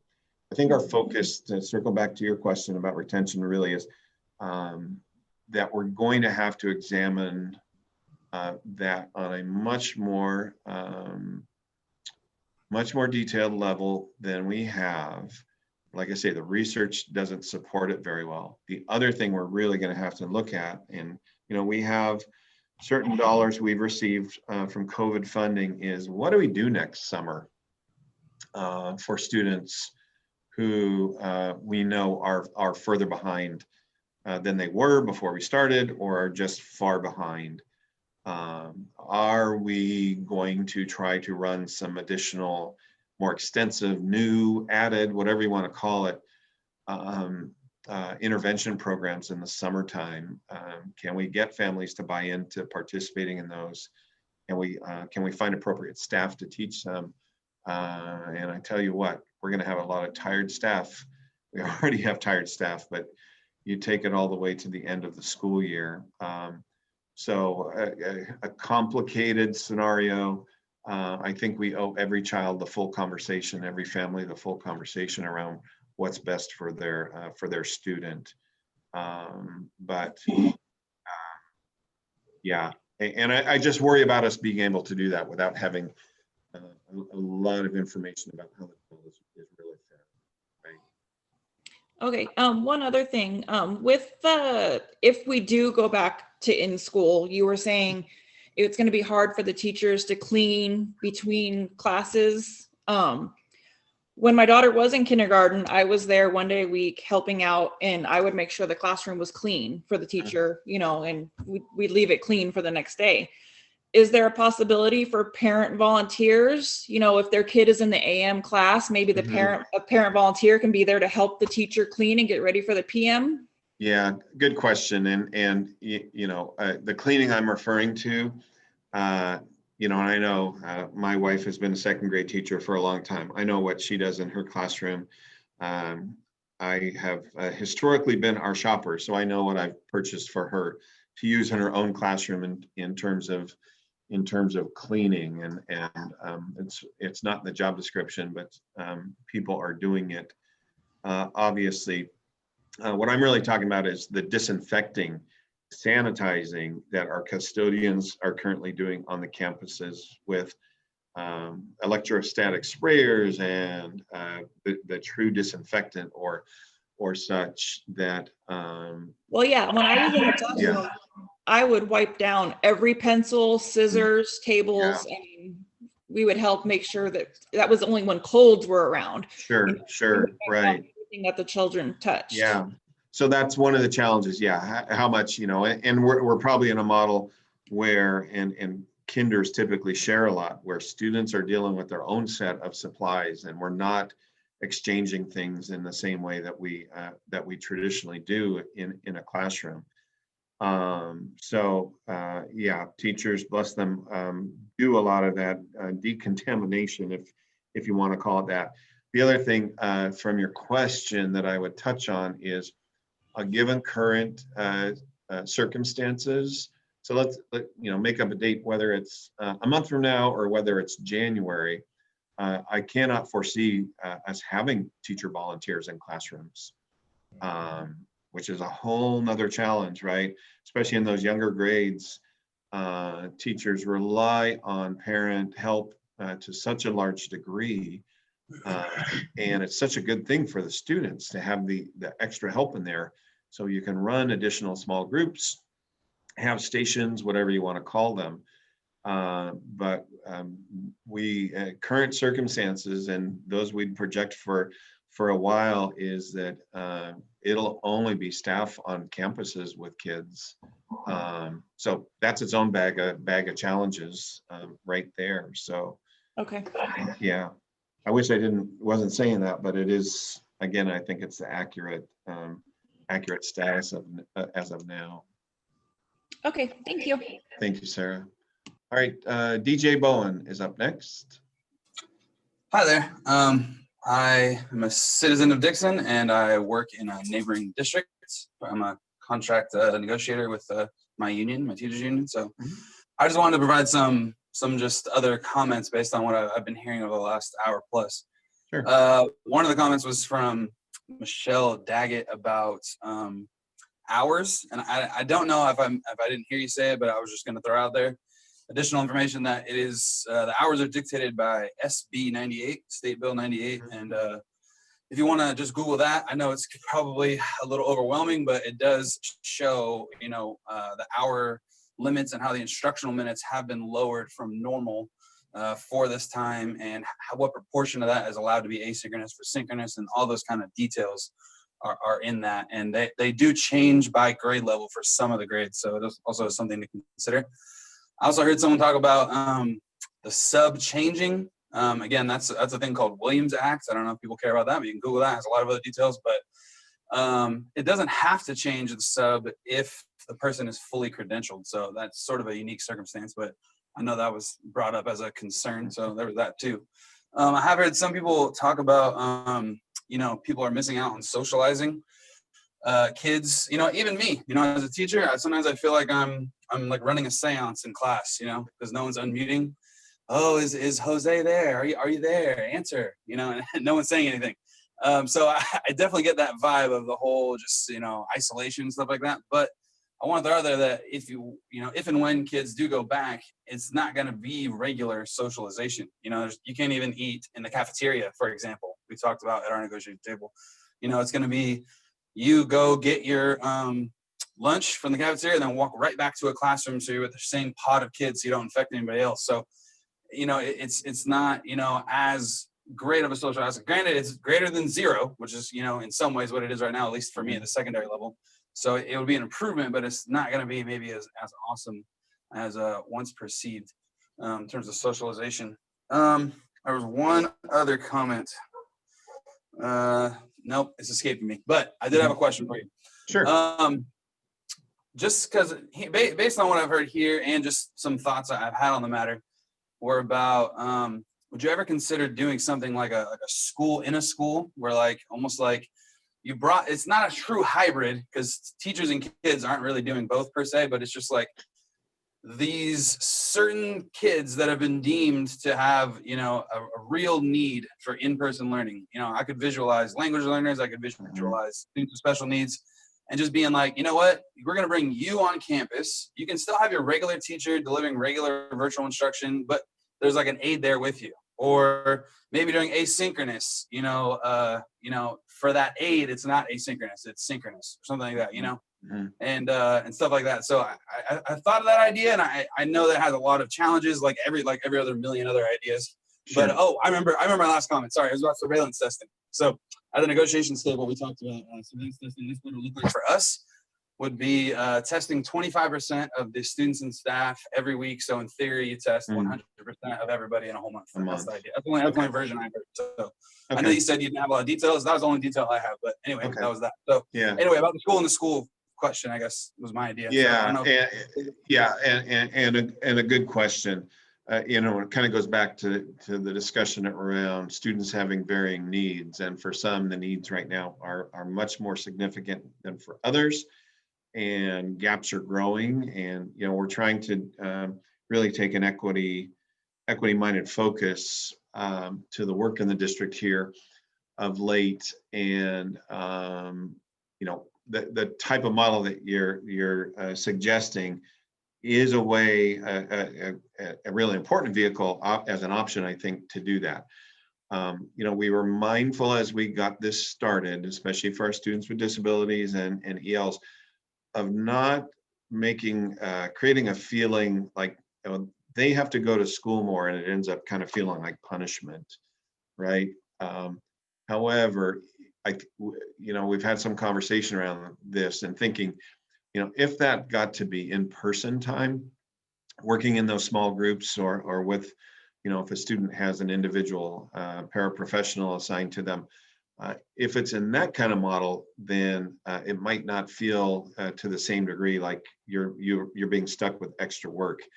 And really, if a student can become more successful in that way, and then their comfort level is going to increase or their stress level decrease, then they're going to, you're an educator, you understand that the more comfortable they feel, the better the chance that they're going to learn and be successful. So that targeted modeling, grouping of students is one of the things that we're looking at. And you're right, it's difficult to pull off. And at the same time, if we don't consider things like that, we're not doing our jobs, right? Is what I would say. So I get what you mean, though. It's a fine line between like singling out versus Correct. providing supports for inequity. Yep. It's like, it's a fine line, but the kids, you want them safe and you want them learning, and hopefully you can accomplish both. And that's why you'll be a great superintendent if you can do both those things. Yeah. Thanks a lot. All right, Tammy. Hello. Hi, Tammy. So first I want to say you've answered actually a lot of my questions since I raised my hand about basically what I want to say. Thank you, first of all, for doing this, because it's amazing that you're putting all this time out there. I see you on all these board meetings till 11 midnight and this now till whatever. And I know you've been up all day doing all this. So you're amazing. So just want to throw that out there. I do not work alone. I got a great team, and don't tell my wife, although she might be in the meeting. I really enjoyed this. And the chance really to hear from people. We're not supposed to work in isolation either. So even this kind of dialogue with parents is really beneficial. So thanks, Tammy. Yes, you're welcome. So I will say that my kids, the 3 that I have in the district still are thriving. They're doing well on distance learning. They have great teachers. They're doing really well. And I sympathize with those kids that are not. And I know that, you've got all different levels of kids doing horror, they're not thriving at all. It's really hard for them, to the ones that are doing great. And then you got all those ones in between that are, getting by. My question basically that I have is, you kind of answered it by saying that, you want to be able to, when we ask a question, have an answer. And so I want to know, before like the survey goes out to us parents, as to say, like, do you want your kids back in school? Like, what it's going to look like.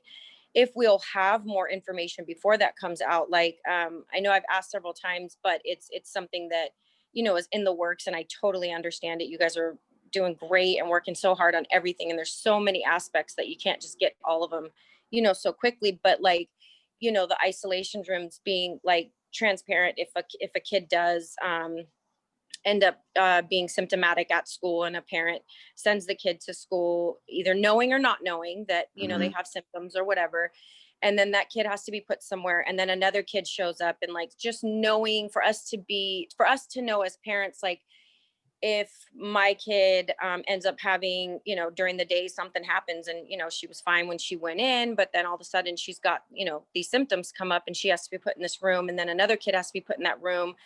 Are we going to know those things, how it's going to look like? Is our kids going to be grouped together in a room, and we don't know if either one of them have COVID? One of them could, and one of them couldn't. Mm-hmm. And are we going to know those things ahead of time? Like,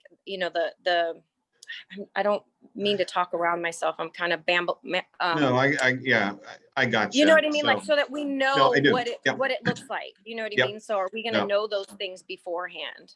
Right. So if I'm, intending to say survey within the next 3 or 4 school days, you're certainly not gonna have that then. And we wouldn't, we'd be looking for some.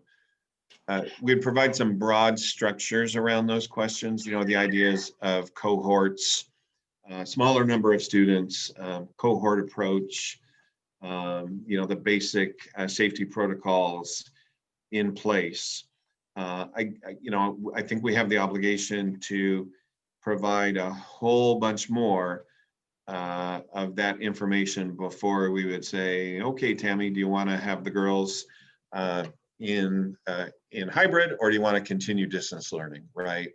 Yeah. So, and Mark mentioned earlier that there's a chunk of that work that has taken place. It certainly has to be finished prior to, I can't speak for my board, but I really believe that they would say, I want to know the details. We want to know the details of how things are going to roll before we take a vote, say a yes or a no, right?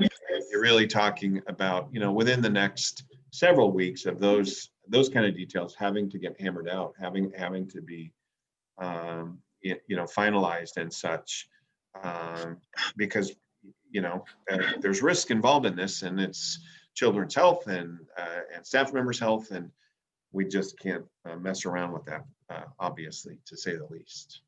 Yeah, and then my other it's kind of more just like a comment, basically that when I've been, and I can't speak for all second graders, I can only speak for the second graders that I see on Ilana's Zoom, and how well they're all doing, and they seem to be doing really, really well. Like I said, I've heard several other teachers, second grade teachers, say that, their kids are doing good, they're thriving, they're doing well. Just that same thing that a couple teachers put out, that maybe the second graders don't get grouped with the TK through first, because they are at a different level. They've gone through the kindergarten already. They went through half of their year in first grade. So they're a little more, you've got the first graders that just came from kinder, and they only got a half a year of kinder in person. Sure. And then, were put online. So they're, like, Ms. Torres was saying, they're a little bit behind because they lost that, last end of the year stuff. So they're going into first grade already behind, where the second graders they already had those two main levels, So I would say that I think the second graders don't need to be grouped with the TK to first, that maybe they, maybe look at doing it 2 grades at a time, where it's TK through first, and then second and third, and then fourth and fifth. Yeah. Versus grouping the 3, well, it would actually be kind of 4, because you got TK, kinder, and first. It would be a fourth grade going in with them, which would be the second graders. So maybe not grouping them with those ones, because I do think they're doing a little bit better. Everybody, like we said, everybody would rather be at school, but I like what the gentleman just said, that it's still going to look different. My kids have more anxiety about going back and are more fearful of catching it. And not that I've put any, negativity in their head. They see things, they know what's out there. They see that they're not allowed to go places, and they know why. And so it kind of makes all of this all this stuff that we've done as a family kind of be like, like, well, now I'm going back to school, but wait a minute, isn't COVID still a thing? So those are my kids. That's where they look at it, So I would, like I've said before, I would probably still do distance learning at least until January, when we get through these cold and flu seasons, because that's going to be pretty, being the school nurse, that's going to be pretty hard to distinguish between a kid with the flu. There's literally like one symptom that's the difference, between the flu and COVID. So it's going to be pretty hard to distinguish between the two. I just feel like a lot of kids are going to be sent home, and they're, they've got, they're sick. Don't get me wrong. They still should be sent home because they're sick, but don't necessarily need to be quarantined for 14 days. They just have, the flu or a 24-hour bug or something. So those are my concerns, is that, we're in these colder months, and going back is going to be pretty chaotic with,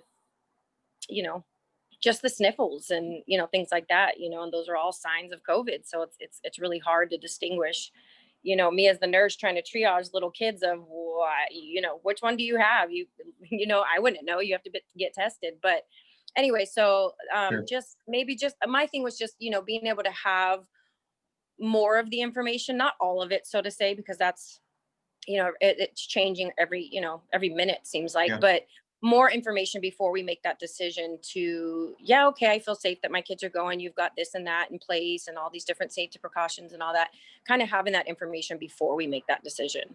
Yep, we have that obligation. Yeah. Thank you. Yeah. And with regards to that second grade question, we've got nothing carved in stone. We don't even have anything carved in wood or soap right now. It's really all wide open for consideration. That's why we're having these opportunities for you folks to contribute. But thanks, Tammy.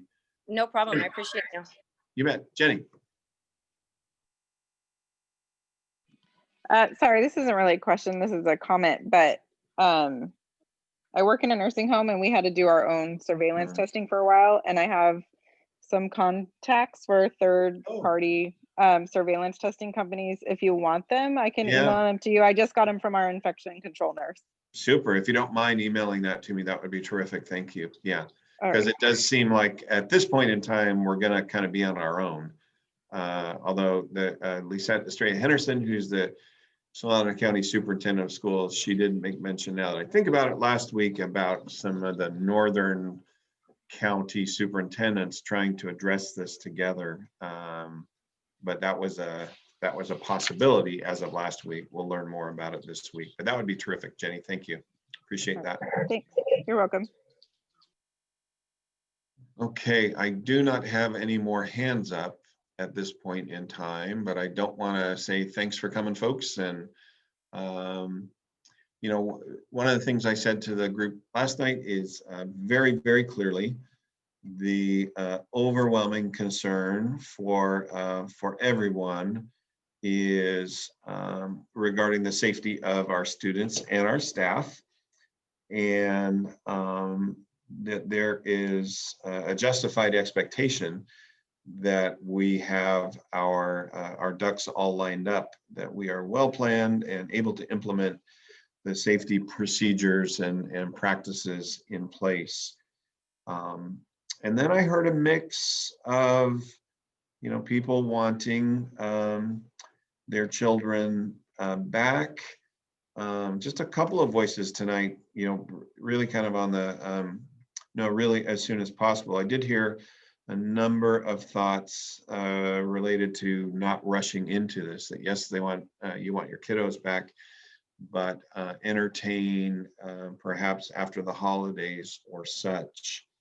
Like I said at the start, Mr. Foster, our board president, is in the meeting listening, and I just give anybody a chance for any kind of final comment, or if my sense of, you know, well, a couple things. First off, distance learning 2.0, as we call it, is much more effective this year, and that is absolutely directly tied to the work of our teachers with your children and our staff. They really are doing some really amazing stuff. I've been watching classrooms with principals here and across the district. It's just really incredible what staff are managing to do in this circumstance. So distance learning is better. For some students, they're doing very well with this, but for many, it remains a big challenge. And that any return has to be based on the safety and precautions being in place for our families. Yeah, so anybody want to respond to that? I see a hand, Patricia Walsh, or any other thing you have, but and I see a second hand come up. So Patricia.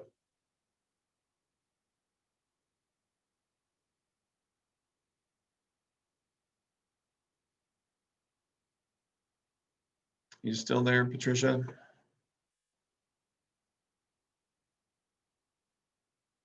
To speak. Hello? There you go. We got you now. Hi, sorry. Well, I'm a grandmother, but I'm doing long distance learning with 4 of my granddaughters. Bless you. And 3rd, 6th, 8th, and 9th grade. And they are struggling.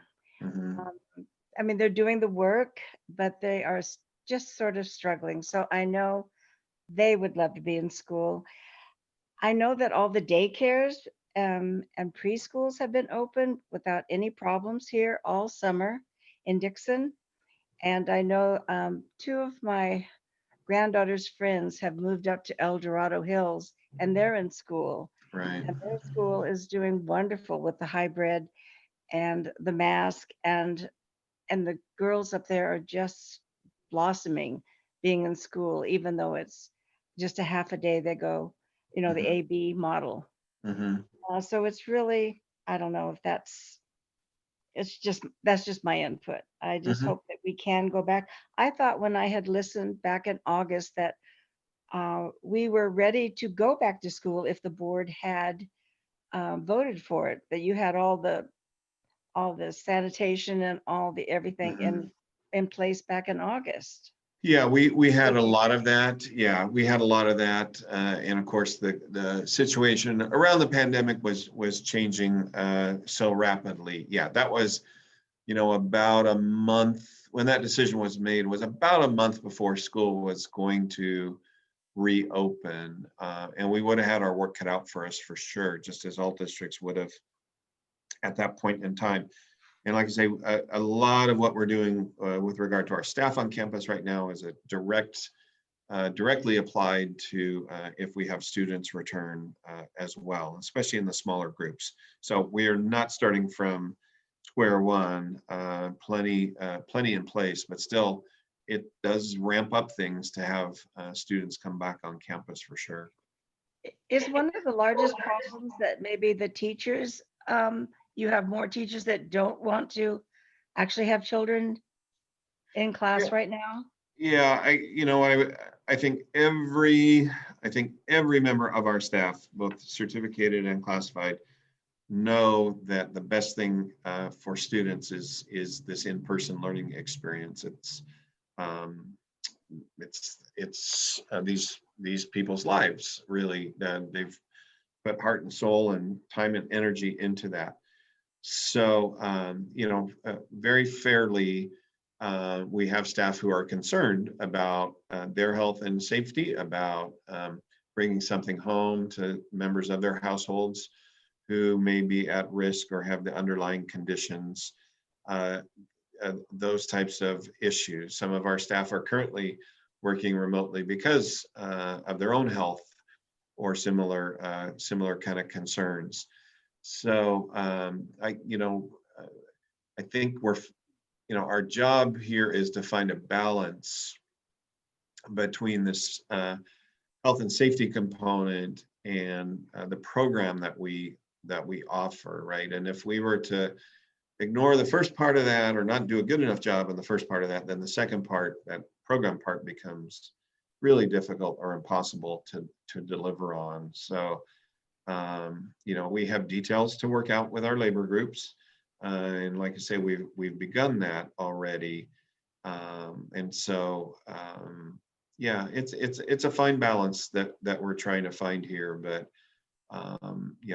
while we're doing this in the meantime, we're just seeing amazing effort and amazing work from our folks, and really grateful for that. Well, thank you so much. Thank you. Sarah. Hello, Mr. Dolan and everybody else that's still with us. I have two comments, I guess. Please. So the first one being that I have children in first and second grade, and while I do feel that they want to go back to school, as well as I want them to have the quote unquote normal experience of being in school, I wonder if there's a possibility or a way for teachers to kind of perform those assessments that you were talking about. I get that it's different being on Zoom versus in person, but if there could be some sort of like scheduling of a one-on-one with the teacher versus student, or even in smaller groups than what they're currently in, to be able to assess the students, to kind of get a gauge on, for example, my daughter in first grade, if her teacher could kind of assess, okay, of my class, this half would, like, they're struggling, they need the extra help. Identify those students to be the ones that do return versus the ones that don't. Also kind of giving, I guess, parents the option. Like my children, I feel like want to go back to school, but really could thrive in either environment. So that being said, like I would be accepting of the fact that there's kids that need to go back to school for their own learning experience versus my kids who want to go to recess. It's different. Yeah. So I don't know if there's a way for the teachers to identify, okay, this child doesn't really pay attention on Zoom, so that child needs to go to school versus wants to go to school. I don't know Yeah. if there's a way to identify that. No, I'm not you know, sure. I really appreciate this idea. We are hearing from some of our teachers about how can we, you know, asking, how can we get whether individual students or small groups of students in to do some of the in-person assessments that do have such value. And, you know, the kind of flexibility that you're describing, I think is really valuable thinking. And, you know, I mentioned equity earlier, and you're really just giving us a really clear example of an equitable approach that, you know, we do know that some students have bigger challenges with this right now. So that's part of the whole dialogue, right? And looking at the instructional schedule piece is, are we able to do some in-person intervention time, right? Which, and we have intervention teachers who are working in our regular classroom situations, doing breakout groups in Zoom and things like that. I saw some of that today at a site I was visiting. You know, so tough to organize, but a really good objective, really good goal, and you know, that's some of the conversation we're having there. So I've got you in my notes here, Sarah. Thank you, as something to follow up with as we're planning. Okay, thank you. And You're my very- second, Yeah. my second thing is more of a suggestion. Don't know if Please. it's possible. But my son actually attends the Montessori school, and within the Montessori school, there is a Facebook group for the 2nd and 3rd grade parents. Oh. And so it's kind of created this like little, I don't know, pod of parents. Support group. So that when, support group. So that Yeah. when Zoom isn't working, I'm like on there, hey guys, is your Zoom not working? So then I know, Oh, okay, yeah. it's everybody's issue, not just my issue. Nice, Because, you know, nice.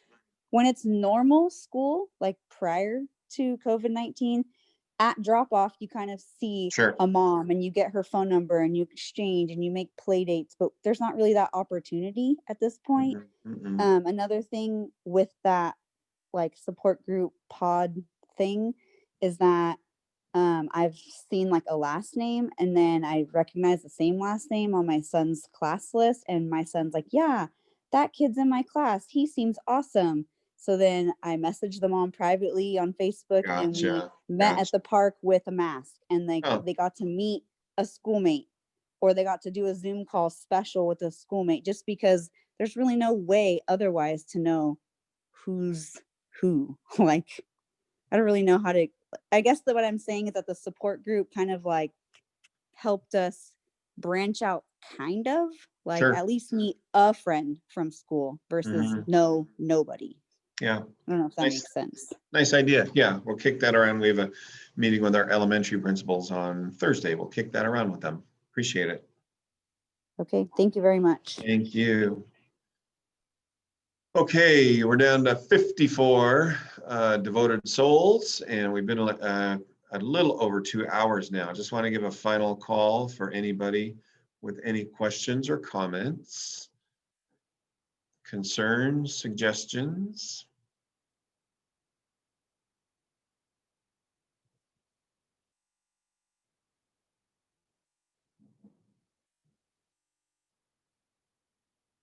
All right, not seeing any hands go up. So I want to thank everybody. I want to reiterate, keep coming back. Whatever meetings we hold, whether it's more of these, whether it's school board meetings, look for some survey opportunity coming to you really quickly here. You know, thank your kids' teachers. They really are working very, very hard and so creatively. Give your kids a hug for me. It's hard for all of us who do this stuff and miss kids. And know we're working really, really diligently for them. So, you know, there's going to be another bumpy few weeks or month or something as we're trying to figure this out. And if we can continue to presume positive intentions that everybody is trying to do the right thing for the right reasons, which I think is what's happening. And I see Miss Mack's hand up, so I'm going to let her have the. Miss Mack, are you there? Did you want to say something? I am here. And if you don't know I Miss am Mack, here. she's I our just wanna principal make at sure Gretchen that- Higgins Elementary School. Miss Mack? Hi, everybody. I just want to make sure this recording will be posted much like all the other board meetings are posted online on our website, correct? Yes, it sure will be. Awesome, thank you. You're welcome.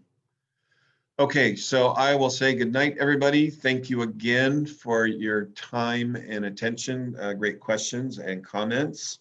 They become part of what we consider moving forward. So please take care of yourselves and thanks again. Good night. Thank you, everyone, for showing up. Good night.